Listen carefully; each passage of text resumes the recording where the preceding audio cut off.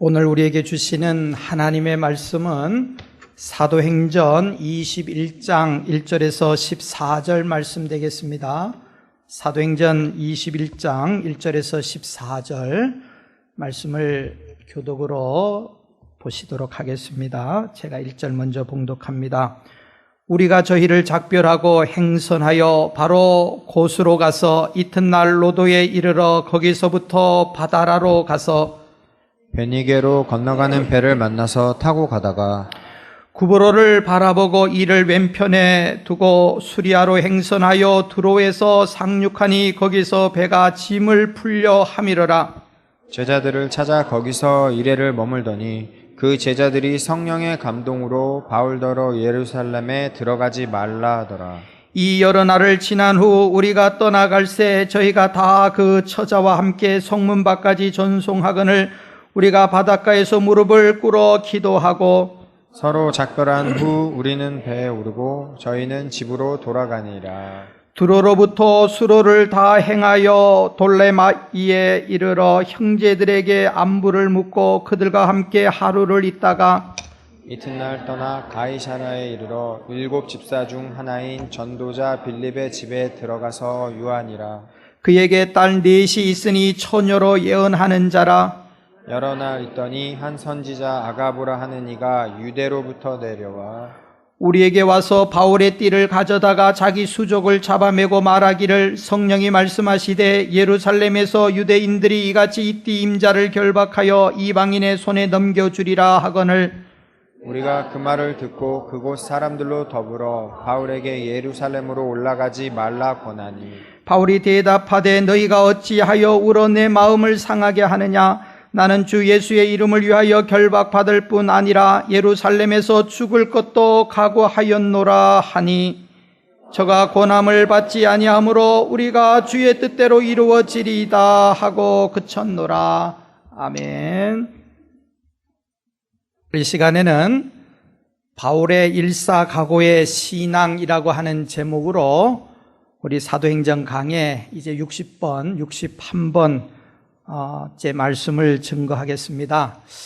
우리 하나님께서는 우리 한국 사람 한민족에게 많은 장점과 또 특징 있는 그런 민족으로 삼아주신 것을 우리는 감사를 해야 됩니다. 유태인들이 하나님의 복을 받아서 숫자는 얼마 안 되지만 세계 방방 곳곳에서 여러 가지 지도자의 역할을 감당하는데 우리 한인들도 사실은 인구는 많지 않지만은 세계 방방 곳곳에서 두각을 나타내는 그런 특별한 민족으로 하나님이 우리를 사용해 주셨습니다. 특별히 세계 복음화를 위하여서 하나님께서 우리 민족을 쓰시는데 우리 민족에게는 유대인 못지않는 종교성을 주셨어요. 그래가지고 한국 사람들 마음에는 여러 가지 우리가 비록 기독교는 안 믿어도 종교에 대한 신앙심들을 한국 사람들은 태어나면서부터 가지고 있다고 하는 겁니다. 특별히 우리 개신교인들은 한국의 그 어떤 종교인들보다 더 열심으로 신앙생활을 하는 그런 복을 받은 우리 한국 교회와 우리 민족이다 이렇게 이야기를 할 수가 있습니다. 얼마 전에 수년 전인데 한국의 갤럽이라고 하는 조사기관에서 기독교인, 불교인, 천주교인 그렇게 신앙생활을 하는 사람들에게 당신은 당신의 종교에 대해서 열심으로 신앙생활을 하느냐 이제 이런 질문을 했습니다. 그런데 그 조사 결과에 의하면 우리 개신교인들이 제일 나름대로 열심으로 신앙생활을 한다고 그렇게 이야기를 했어요. 불교인들은 나는 우리 불교에 대해서 열심히 믿는다, 절에 간다 하는 사람이 19.6%, 뭐 한 10명이면은 2명 정도밖에는 절에 가지 않습니다. 그래도 불교인이에요, 그 사람들은. 천주교인들도 마찬가지예요. 26.8% 정도가 나는 열심히 있는 천주교인이다 하지만 우리 개신교인들은 50.5%, 절반 넘는 사람들이 나는 열심으로 신앙생활을 한다고 그렇게 이야기를 했습니다. 정말로 우리가 이 현실을 보면 우리 개신교인들만큼 세계 어느 교회를 내놓아도 어느 종교를 비교할지라도 한국의 개신교인들은 열심으로 신앙생활을 하고 있는 것을 봅니다. 불교인들은 그저 1년에 한두 번 석가탄일이나 자기들 그런 절기에 절에 가고 시주하고 하면은 나는 불교인이다 해가지고 평생 어떤 종교란에는 불교도라고 이야기를 합니다. 그래도 관계가 없어요.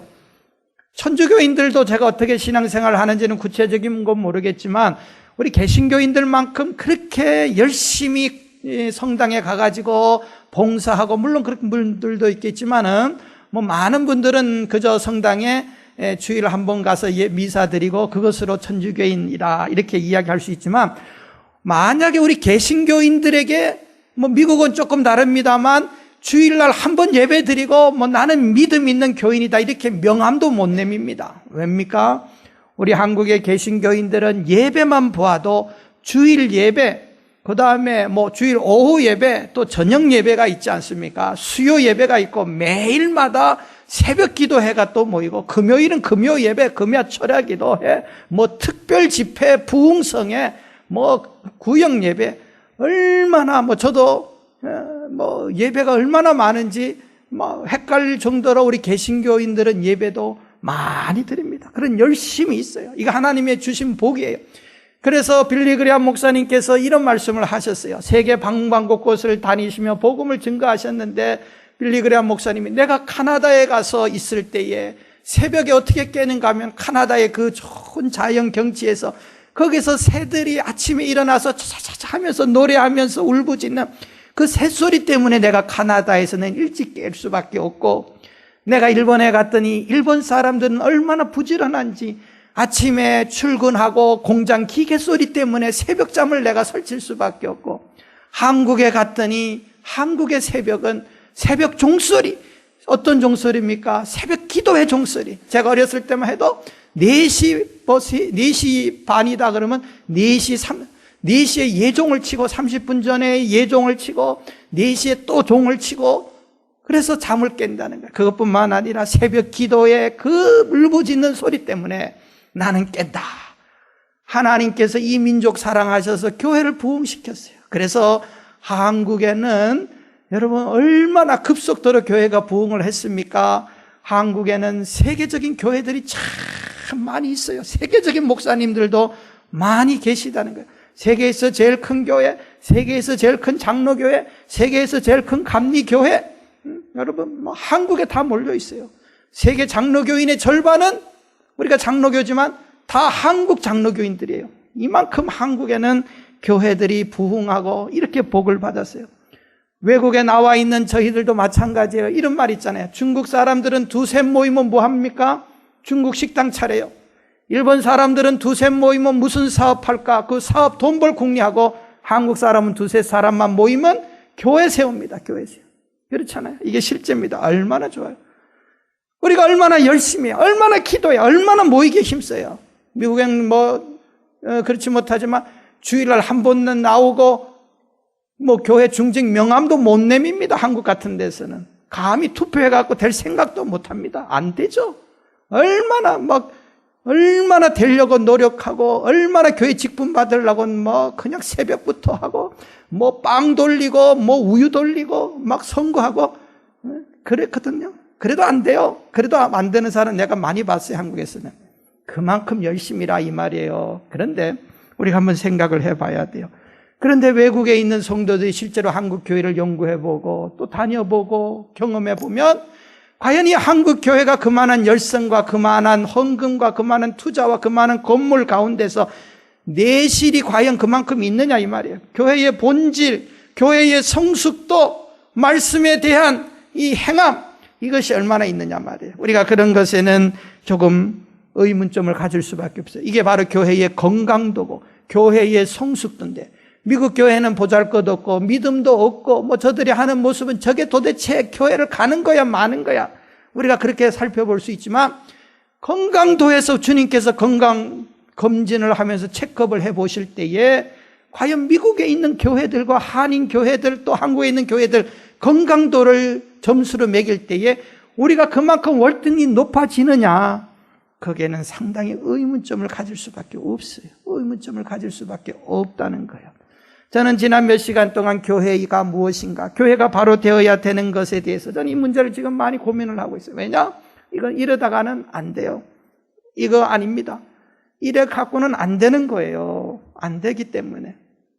그런데 결국은 교회의 문제가 어디서 났느냐? 외부 사람들이 교회를 안티들이 흉보고 비난하고, 그래서 교회가 그런 게 아니고 교회 안에 있는 교회의 구성원인 개체 몸이 건강하기 위해서는 몸 마디마디 그리스도인의 지체인 성도들이 바로 서가야 되고, 믿음으로 하나하나 훈련받고 바로 건강한 신앙생활을 해야만이 교회가 거기에서 건강해지는 것입니다. 바로 그것이에요. 그래서 우리의 신앙 개개인이 하나님 앞에서 우리가 얼마나 똑바로 서느냐가 우리 교회의 건강도가 되는 것이고, 그런 교회들이 많아지면 한인 교회들이 건강한 교회, 또 우리 한국에 있는 교회가 건강해지는 거예요. 오늘 그렇기 때문에 이 시간에는 우리가 건강해지는 신앙이 무엇이냐? 한국 교인들은 50.6%가 50.5%가 나는 열심히 교회 생활을 한다고 그렇게 믿고 있어요. 근데 주님이 정말 주님의 잣대인지, 그게 내가 생각하는 잣대인지, 주님의 기준인지 내 기준인지를 봐야 돼요. 누구의 기준이 중요합니까? 주님의 기준이에요. 주님의 기준. 모든 게 다 하나님의 기준이에요. 우리 그걸 봐야 돼요. 우리 그걸 봐야 돼요. 자, 오늘 이 시간에는 바울 사도가 뭐라 그랬어요? 내가 그리스도를 본받는 자 된 것 같이 너희는 나를 본받으라. 바울 사도의 신앙의 모습을 적어도 우리 한 60년, 50년, 40년 우리 한 세대의 선배들은 정말 그 신앙을 그렇게 살아온 것 같아요. 그런데 이게 어느 순간에 맥이 끊어져 버리는 이런 안타까운 모습들을 오늘 많이 봅니다. 오늘 바울의 신앙에 대해서 한번 말씀을 드리고 싶은 거예요.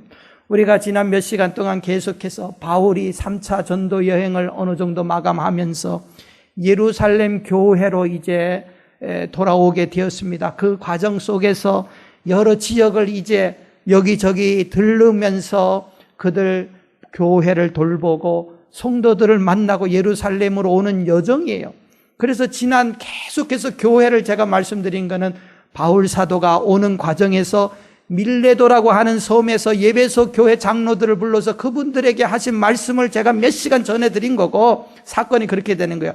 이제는 오늘 21장에서는 그 교회 성도들 장로들과 작별하고, 그래서 21장 1절에 우리가 저들과 작별하고 눈물의 아쉬운 작별을 하고, 이제 또 바울은 예루살렘을 향해서 오는 과정이에요.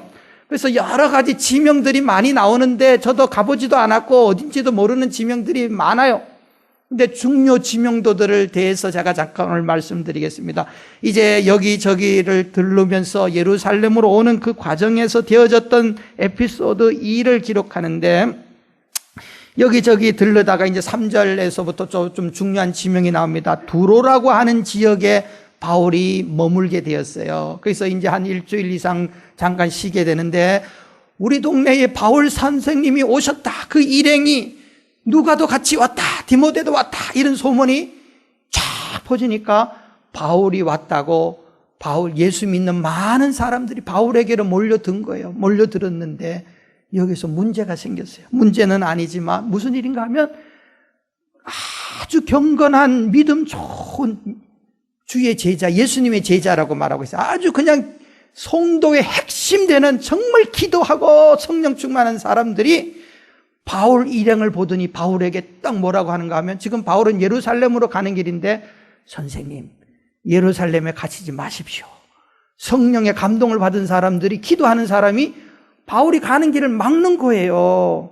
4절에 보니까 제자들을 찾아 거기서 이래를 머물더니 그 제자들이 성령의 감동으로, 성령의 감동받은 사람들이 바울더러 예루살렘으로 가지 말라.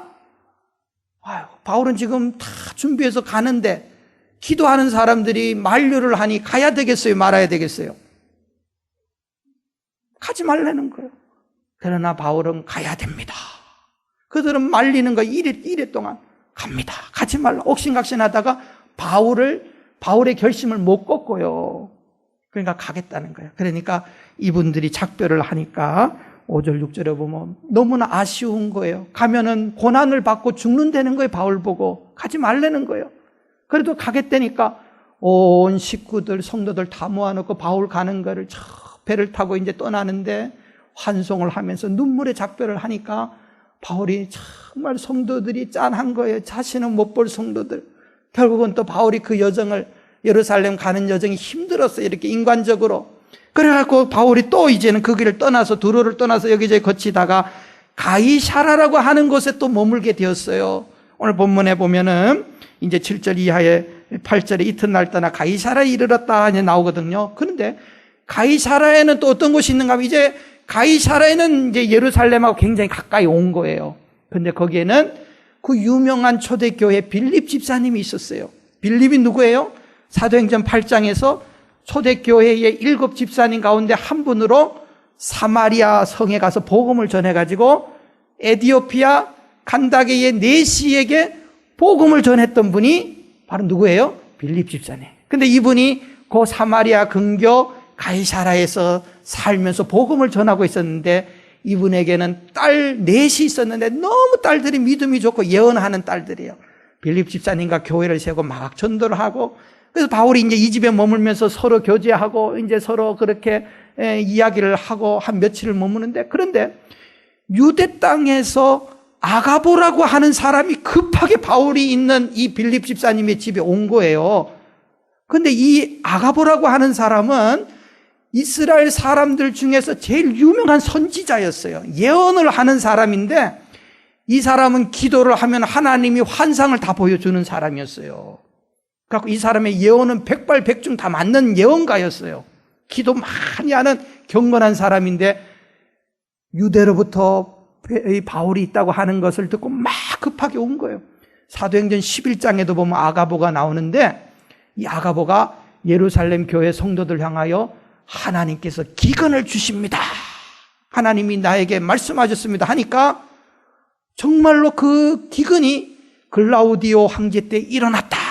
성경에서 그렇게 말씀하고 있어요. 그러니까 이분은 예언만 하면은 다 응답이 되는 사람인 거예요. 근데 이 사람이 막 급하게 바울을 찾아온 거예요. 왜 찾아왔느냐? 바울 못 가도록, 예루살렘 가지 말도록. 그러면서 이 사람이 막 그냥 자기가 본 것을, 환상을 바울에게 연극처럼 막 하는데, 사람들 다 모아놓고 바울도 있고 거기에 누가도 보고 있는데, 유대인들은 이렇게 가운처럼 이렇게 통옷을 입잖아요. 그 통옷을 입고 편하게 입으면 여기다가 허리띠 같은 거 졸라 맨다고요. 바울을 일으켰는지 자고, 그랬더니 바울의 허리띠를 툭 부르는 겁니다. 아가부 선지자가. 그랬더니 바울의 허리띠를 가지고 자기 막 수족을 꽁꽁 묶는 거예요. 그 끈으로, 허리띠로. 사람들이 아니 그 뭐 하는 짓이요? 그랬더니 성령님께서 내게 지시하시기를, 이 허리띠의 주인이 예루살렘에서 이렇게 결박을 꽁꽁꽁 유대인들에 의해서 당하고 결국 이방인의 손에 넘겨져서 죽습니다. 성령님이 그렇게 말씀을 했다는 거예요, 이 아가보가. 그러면서 바울 보고 가지 말라는 거예요, 예루살렘에. 야, 바울이 여기서 또 정말 자기를 사랑하는 사람들의 만류, 그들도 보통 성도가 아니고 기도하는 성도, 성령 받은 성도, 아가보와 같은 이 선지자 예언가. 그래서 이제 11절에 그 말이 나오죠. 우리에게 와서 바울의 띠를 가져다가 자기 수족을 잡아매고 말하기를, 성령이 말씀하시되, 성령이 말씀하셨다는 거예요. 예루살렘에서 유대인들이 이같이 이 띠 임자를 결박하여 이방인의 손에 넘겨주리라 하니까, 이 말을 듣던 바울의 일행이 두로에서도 그 말을 듣고 같이 여기에 왔는데 또 똑같은 말을 하니까 덜커덕 겁이 나는 거예요. 겁이 안 나겠어요, 여러분? 죽는다는데 각하면. 그래가지고 이 사람들이 울음바다가 된 거예요. 울음바다가. 12절에 우리가 그 말을 듣고 그 사람들에게 이르되 예루살렘으로 올라가지 말라 청하니, 막 사람들이 말리면서 올라가지 말라 하면서 13절에 바울이 대답하되 너희가 어찌하여 울어 내 마음을 상하게 하느냐. 막 울면서 선생님 가지 마세요. 선생님 가면 우리가 어떻게 해요? 교회가 어떻게 해요? 막 울면서 막 간곡하게 말하니까 바울이 뭐라 그래요? 왜 울면서 내 마음 아프게 하느냐? 왜 울면서, 그랬죠? 내 마음 상하게 하느냐는 내 마음, 내 의지를 굴복시키려고 하느냐, 그 말이에요. 그러니까 바울이 마음이 흔들렸어요. 예루살렘으로 가면 결박당해서 잡혀가지고 죄수가 되고 순교한다 하는 것을 알았단 말이에요. 그러니까 그거를 알고 누가 바울을 보내겠어요? 가면 죽는데 누가 보내겠어요? 바울이 자꾸 가려고 하니까 막 울면서 못 가게 하는 거예요. 그런데 바울은 갔겠습니까? 안 갔겠습니까? 바울의 고집을 못 꺾어요. 그러면서 바울이 그 우는 사람들에게 마음은 조금 흔들렸지만 되잡습니다. 그러면서 13절에 뭐라고 말합니까? 13절 바울이 유언처럼 말합니다. 그들에게. 우리 한번 같이, 이게 바울의 결단이고 신앙이에요. 같이 읽어보겠습니다. 시작. 나는 주 예수의 이름을 위하여 결박받을 뿐 아니라 예루살렘에서도 죽을 것도 각오하였노라. 괜찮다? 괜찮다? 결박당하는 거 괜찮아? 예루살렘에서 죽는 거 각오했어? 괜찮아?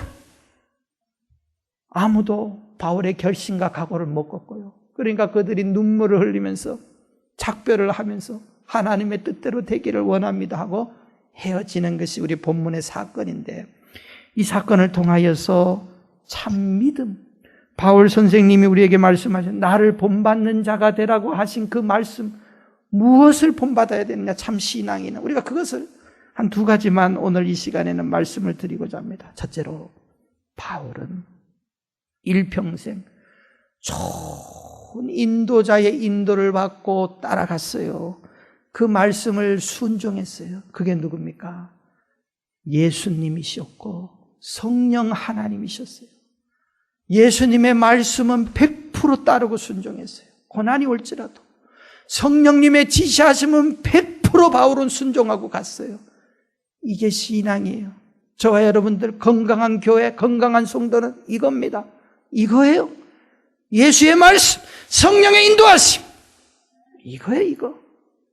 고난이 올지라도 여러분 보세요. 우리가 성공하기 위해서는 성공자의 가르침과 말을 잘 들어야 돼. 그래서 오늘날에는 멘토라고 하는 말을 많이 쓰잖아요. 그 어떤 분야에서 자기가 성공적으로 되기 위해서 바라는 사람, 그 사람의 가르침을 받고 가르치는 사람을 멘토, 따르는 사람을 멘티. 그래서 따르는 사람은 가르치는 사람의 인도에 잘 따르면 그 사람처럼 될 수가 있고, 못 되더라도 절반이라도 되잖아요. 오늘 그래서 1대1로 가르치고 그런 것을 많이 하잖아요. 리더십하는 교육하는 데서. 그렇죠? 집안에서 잘 되려면 요새 누구 말 잘 들어야 돼요? 요새는 여자 말 잘 들어야지. 그렇죠? 부인 말 잘 들어야 돼. 운전 잘하려면 누구 말 잘 들어야 돼요?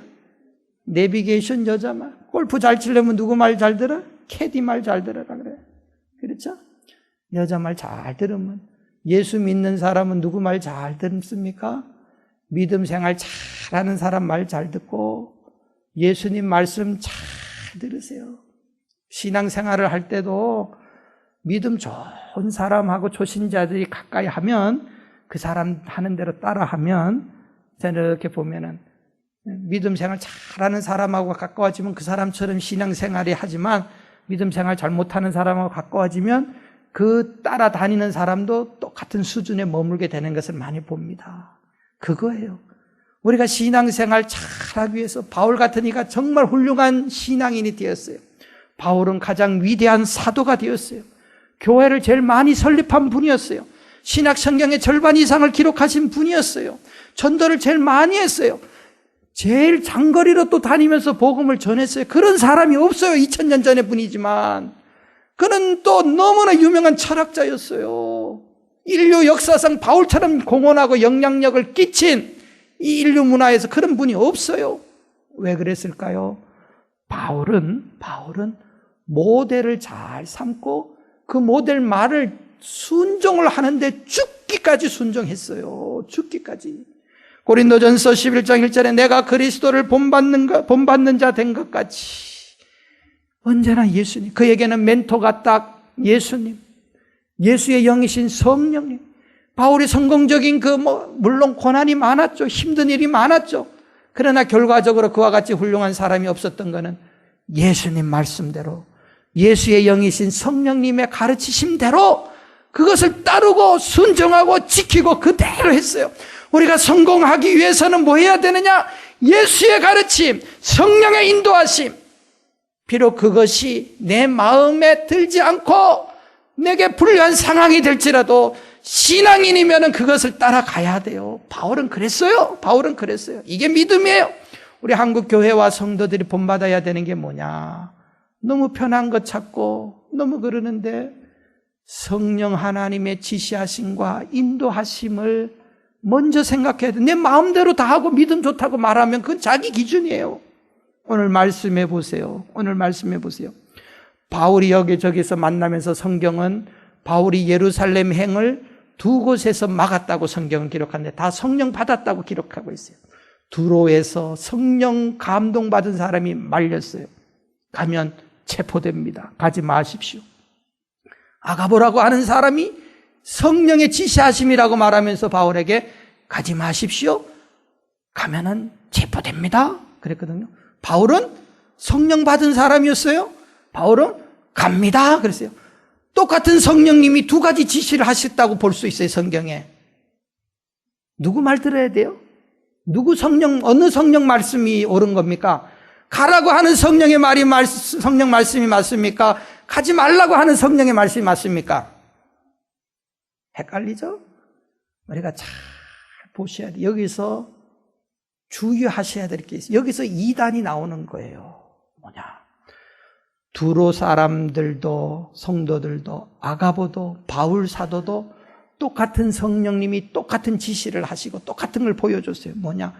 똑같은 이 세 사람들의 공통점이 있는 것이 공통점이 하나 있어요. 그게 뭔가 하면 예루살렘에서 바울이 칭칭 감기고 결박당한다는 사실은 맞아요. 성령님이 똑같은 걸 보여준 거예요. 이 세 종류의 사람들에게 이것을 성령님이 보여주신 거예요. 두로 기도하는 성도들에게 바울이 예루살렘에서 칭칭 감기고 고난받는 걸 보여줬어요. 그런데 이것을 보고 이들은 생각하기를 아하, 성령님이 나를 통해서 바울이 가는 걸 막으시는구나. 가서 이야기해 줘야 되겠다. 그건 성령의 뜻이 아니었어요. 환상은 봤지만 자기 뜻대로 그 환상을 해석한 겁니다. 아가보도 마찬가지예요. 성령님께서는 바울이 뭐라 그랬어요? 칭칭칭칭 감겨주고 이 띠의 주인이 이렇게 된다고 말씀을 했다 그랬어요.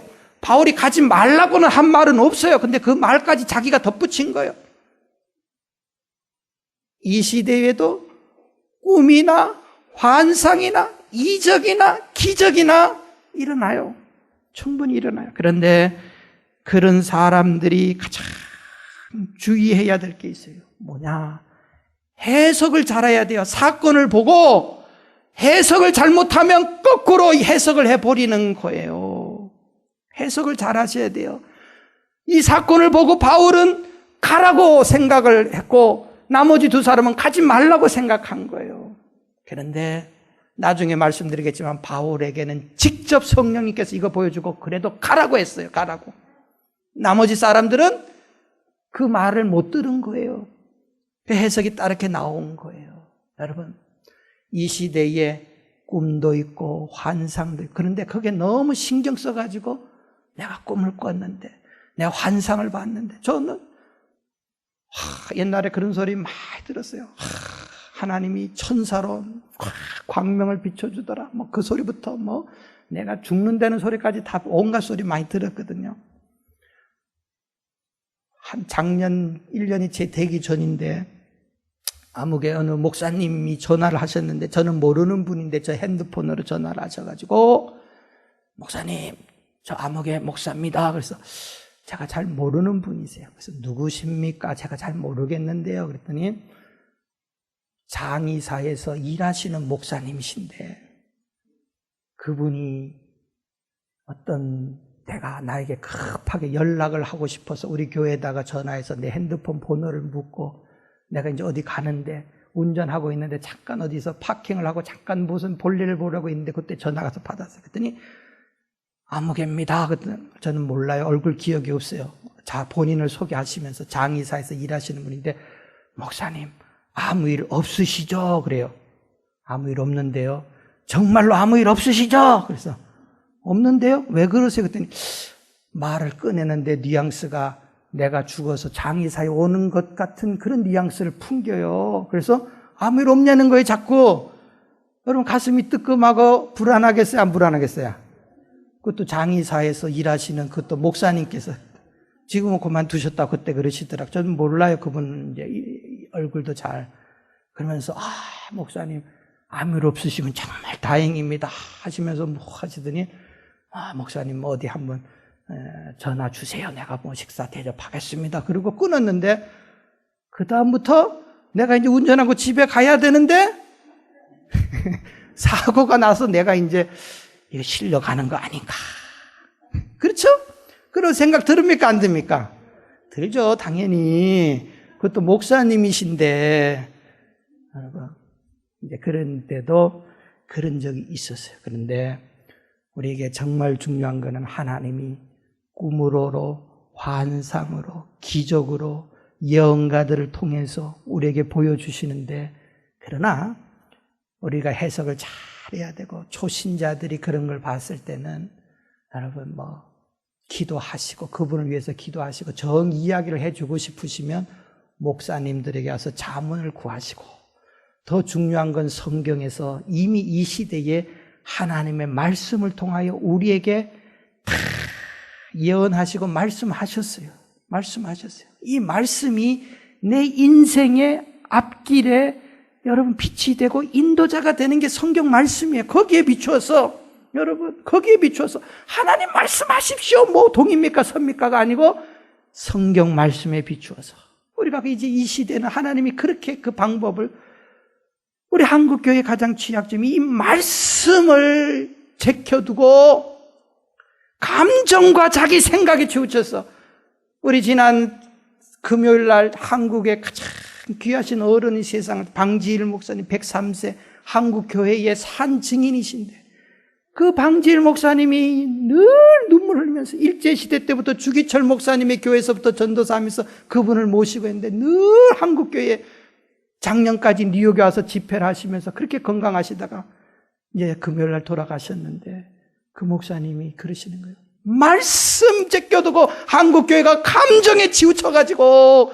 이런 기반, 일제시대 때는 부흥사들이 부흥회를 말씀 사경을 했는데, 내가 중국 선교 끝나고 1957년 이후에 돌아보고 한국교회가 심령 부흥회라고 해갖고 감정에 치우치는 이런 부흥을 만들어 놓아서 이 교회를 이렇게 만들었다고 그렇게 마지막까지 호소하시면서 돌아가시기 얼마 전까지 목사님들 모셔놓고 103세 할아버지께서 말씀 가르치시고 하셨던 그 목사님이신데, 말씀이 돌아가야 돼요.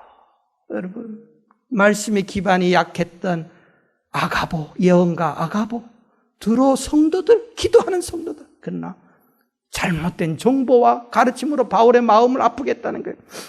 시편 119편 105절, 주의 말씀은 내 발의 등이요 내 길의 빛이니이다. 하나님 말씀이, 다른 예언 한상 꿈이 아니고 하나님의 말씀이 내 길의 등이고 빛이고, 하나님이 그렇게 이 시대에 우리를 이끌어 준다는 거예요. 이게 정말 중요한 거예요. 이게 정말 바로 신앙은 성령 하나님, 우리 예수님의 가르침을 따라야 돼. 그분은 말씀을 통해서, 이 성경 말씀을 통해서 우리에게 주시는데, 즉시로 듣고 순종하는 게 이게 진짜 신앙이에요. 우리는 이 신앙을 키워가야 돼. 개개인 신앙이, 건전한 신앙은 말씀을 듣고 순종하는 거, 성령의 지시를 따르는 거, 이거예요, 이거. 두 번째로 바울의 신앙은, 왜 바울이 예루살렘으로 갑니까? 그거는 사명이기 때문에 가는 거예요. 고난의 길일 줄 알았어요. 순교자의 길이지만 사명이었어요. 그거는 사명. 오늘날 이 시대에 사명이라고 생각해서 고난을 감수하고 땀 흘리고 희생하고 그런 거 찾아보기 힘든 시대가 되었어요. 여러분, 사명을 감당하셔야 됩니다. 내 시대에 많지 않아요. 제가 어저께 저녁에 설교를 듣는데 우리 교회도 부흥에 오셨던 지용수 목사님께서 그런 말씀하시더라고요. 한 수천 명 보이지 않습니까? 앞에 장로님들 앉아 계시는데, 아무개 장로님 그 자리도 앞으로 10년 20년 못 앉을 자리는 다 죽잖아요. 아무개 성도님 봉사하시는 분 10년 20년 오래 가야 20년. 금방 끝나버리는 그 자리에 그때만 내가 사명 감당하는 거야. 살아있을 때, 건강 허락할 때. 그 시간 동안에는 힘들고 고난이 있고 땀 흘려도 해야 돼요. 오늘 한국 교회에 대형 교회가 생겨 많이 났습니다. 대형 교회 가장 큰 장점이 뭡니까? 경제적인 원리에 의해서 메가처치는 미국에서 났는데 비즈니스에서 출발한 겁니다. 이 원리는 적게 투자하고 많이 받는 게 대형 교회예요. 비즈니스의 원리예요. 내가 일 안 하고 봉사 안 해도 거기에는 누가 했는지 안 했는지 관계없어요. 그리고 거기서 누릴 수 있는 모든 혜택은 다 누려. 오케스트라 성가대원들, 내가 음악회 안 가도 거기에 빵빵한 오케스트라 찬양대원들이 음악하고 찬양하고 뭐 좋은 교육 가르침 다 해. 내가 투자한 건 없지만 다 받을 수 있어. 그래서 글로 모여. 거기에는 정말 눈물 흘리고 기도하고 땀 안 흘려도 부담 안 느껴도 관계없어. 여기에 망조가 붙은 겁니다. 여러분, 우리가 잊지 말아야 돼요. 바울 사도가 충분히 피할 수 있는 길이었어요. 얼마든지 영광의 길이 있었어요. 예루살렘으로 안 가면은 결박 안 당해도 돼요. 그러나 사명이에요. 사명이에요. 고난이 관계없어요. 이미 바울은 이것을 알고 있었어요. 그 3차 여행을 마치고 바울에게 성령님께서 그걸 보여줬어요. 바울에게 보여줬어요. 아가보 보여주기 이전에 이미 바울에게 보여줬어요. 결박당할 것을. 사도행전 20장에, 오늘 21장이잖아요. 20장에 예배소, 그 이전에 예배소 교회 장로들에게 바울이 이 말을 하셨어요. 20장 22절에 보면 보라, 이제 나는 심령의 매임을 받아 예루살렘으로 가는데, 이미 바울을 말리기 전에 알고 있었어요. 바울이 모르는 게 아니에요. 나는 예루살렘으로 가는데, 심령의 매임을 받아 예루살렘에 가는데 거기서 무슨 일이 있을지 알지 못하노라.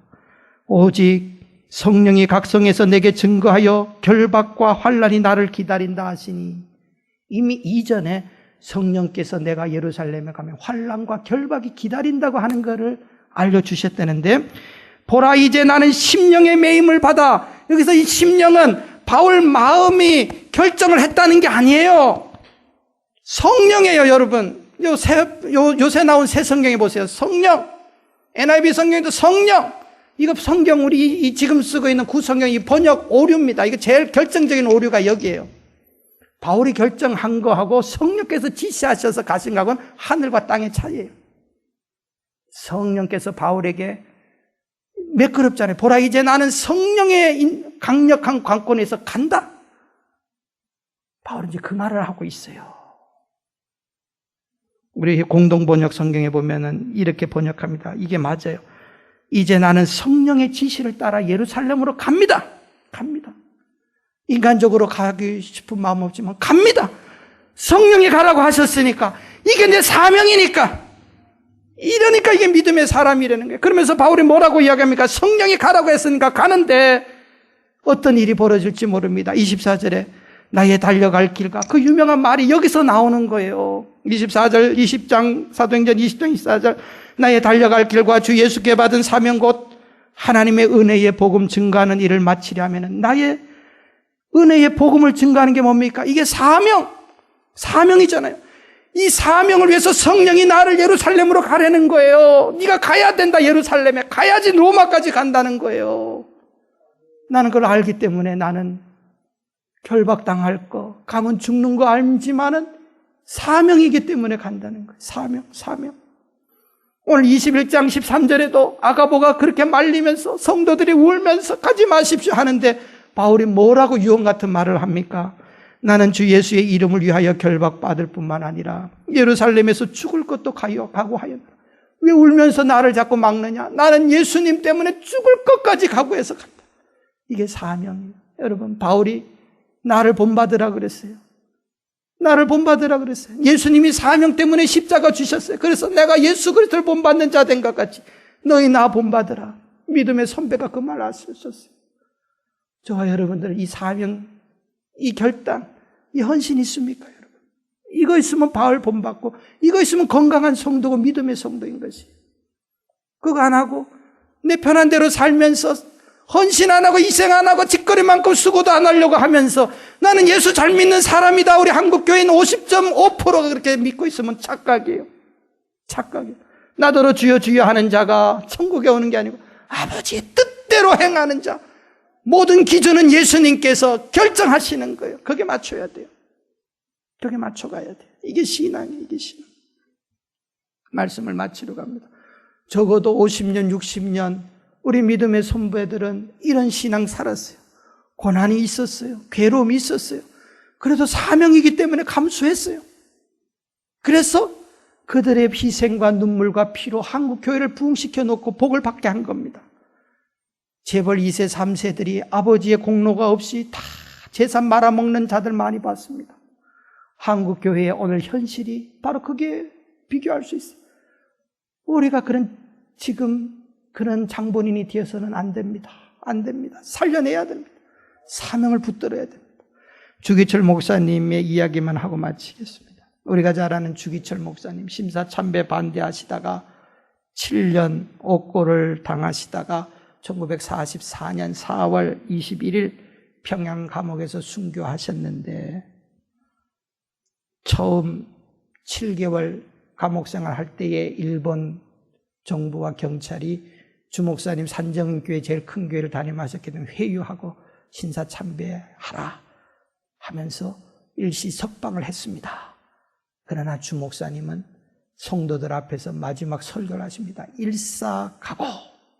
일사가고 결국 그 설교로 인하여 체포당하시고 감옥에서 영영 못 나오시고 순교당하십니다.